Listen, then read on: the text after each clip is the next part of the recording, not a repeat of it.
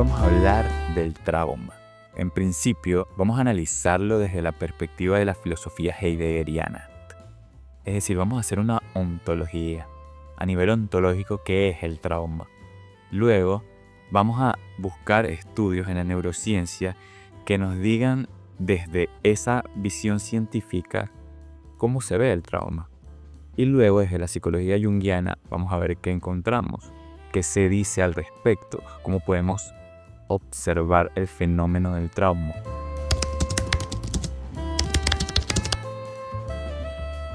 Comencemos con Heidegger. Heidegger explica que hay algo que se llama el círculo hermenéutico, que es este círculo a partir del cual el sujeto interpreta el mundo.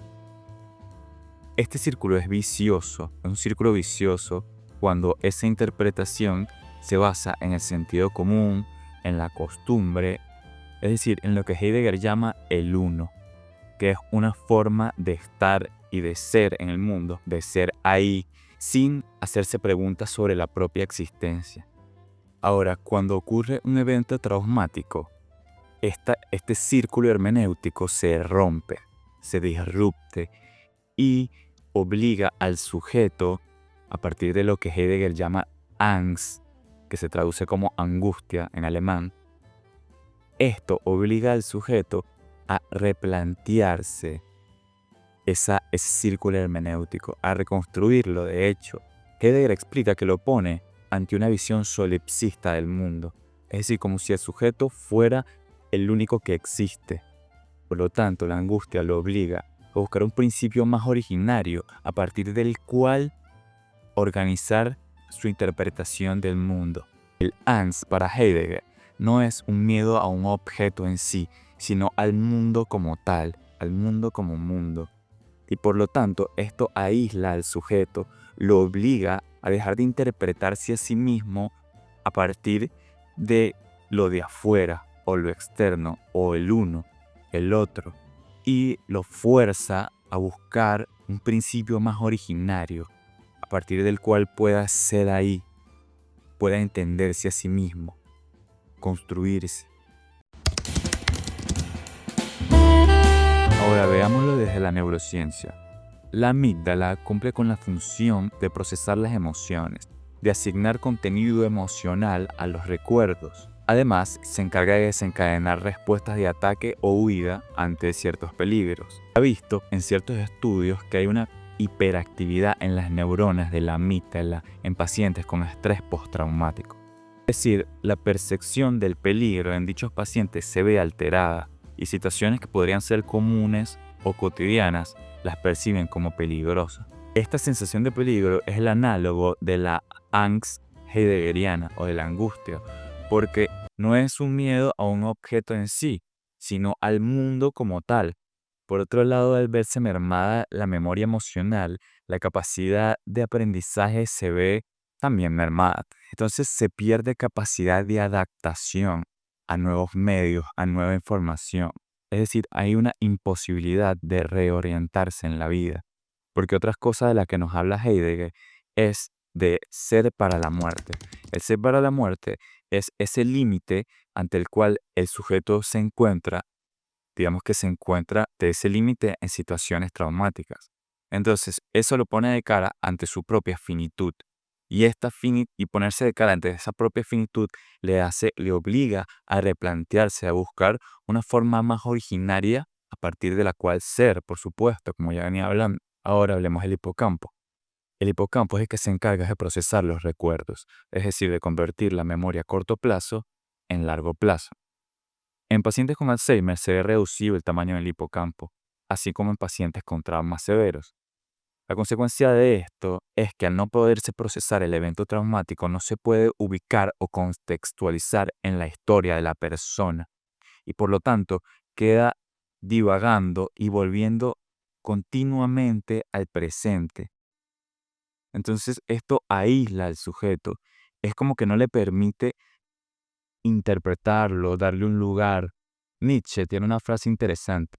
Dice que los organismos saludables se aligeran rápido de las comidas pesadas, así como de las acciones.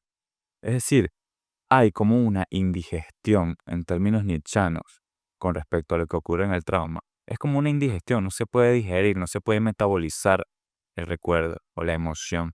Ahora hablemos de la corteza prefrontal. La corteza prefrontal se encarga de la toma de decisiones, la tolerancia a la frustración. Yo diría que incluso parecido a lo que Platón llama prudencia, que es la capacidad de aplicar la razón en el actuar, en el hacer, a la toma de decisiones. Entonces, al verse reducida la actividad en esta zona del cerebro, el sujeto se ve ahogado en automatismos, se ve incapaz de aplicar nuevas estructuras en la realidad, nuevas estrategias, de reinterpretar lo vivido y reorientarse. Entonces cae en la inautenticidad. Ahora, ¿qué tiene Jung que decirnos acerca del trauma? Jung nos habla de los complejos. Los complejos tienen un núcleo emocional que surgen del evento traumático, que genera una emoción muy fuerte, una impresión en el inconsciente. Esta emoción se imprime en el inconsciente y forma una personalidad semiautónoma, con sus propios contenidos. Por lo tanto, esto explica por qué algunas personas reaccionan de forma automática ante ciertos estímulos, ante ciertas situaciones. Estos son la activación de los complejos, la toma de control de esa personalidad semiautónoma. Ahora este complejo no puede eliminarse, tiene que integrarse. Y tal proceso de integración se llama individuación. Ahora, una forma de explicar el análisis junguiano es a partir del arquetipo de la iniciación. En ciertas iniciaciones ancestrales, cuando se iba a hacer un rito de paso, se infligía una pequeña herida. Simbólicamente, el trauma es el equivalente a esa herida. Simplemente que en un rito, este proceso está más controlado. Es una herida soportable. Ahora, en la vida moderna, como no tenemos ritos, a veces esa herida surge de afuera, pero a veces también surge desde el interior, porque de alguna forma la vida siempre nos obliga a iniciarnos, es decir, a expandirnos o integrar lo inconsciente para que podamos iniciar el proceso de individuación. Así que el trauma es como una versión extrema de un rito, porque no hay guía, no hay un contexto, no hay un marco, pero se parece en que pone al sujeto de cara ante el dolor y ante su propia finitud. Ahora, la Angst o la angustia de la que habla Heidegger, desencadenada por el trauma o no, funciona como un llamado a entrar en el espacio transformativo del rito, para que así el círculo vicioso al partir del cual se interpretaba el mundo pueda ser reestructurado de una forma más funcional, porque las estructuras que el sujeto mantenía hasta ese momento se resquebrajaron, dejaron de funcionar. Ahí ocurrirá lo que Jung llama el encuentro con la sombra, y el sujeto se encontrará con experiencias de carácter luminoso, es decir, de unidad o incluso lo que algunos llamarían místicas. Esto le va a servir para poder integrar el trauma en una nueva narrativa. Y esto también representa un sacrificio de la identidad anterior, un cambio de piel. El papel del analista en este caso es el equivalente al de Gandalf en El Hobbit, que lo acompaña, lo guía, lo impulsa, lo protege incluso en ciertas situaciones, pero en los momentos claves en los que tiene que entrar en el bosque oscuro o enfrentarse con Gandalf o el dragón, que es su sombra, el que tiene que hacerlo es él. Gandalf nunca lo hace por él. Sin embargo, el dispositivo analítico, es decir, la terapia, funciona como un espacio de contención, un espacio delimitado. Un espacio delimitado y estructurado que le sirve al sujeto para que ocurran los procesos transformativos. Porque en la búsqueda de un nuevo centro a partir del cual reinterpretar o reorientarse, el sujeto necesita algo que sustituya temporalmente ese centro que va a dejar, ese yo anterior que se está sacrificando. Y el analista funciona como ese centro provisional. Uno de los peligros de esto es que las ideologías también pueden funcionar como centros que organizan la experiencia momentáneamente.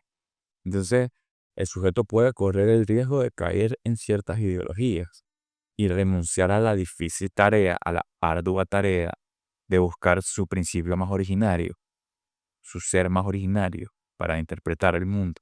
La visión que Jung propone, a partir de la cual el sujeto tiene que ahora empezar a ver el mundo, es simbólica, es de profundidad, de misterio y asombro, en parte.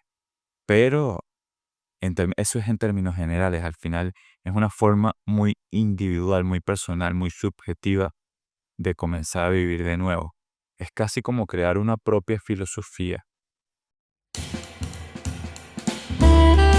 Por lo tanto, en conclusión, el trauma subvierte la estructura ontológica del sujeto, impactando a nivel neurológico, psicológico y simbólico. El trauma se puede entender también como una llamada a la transformación, una escinsión en la estructura interpretativa del mundo que tiene el sujeto y que lo abre a la posibilidad de reconfigurar su conexión con el mundo.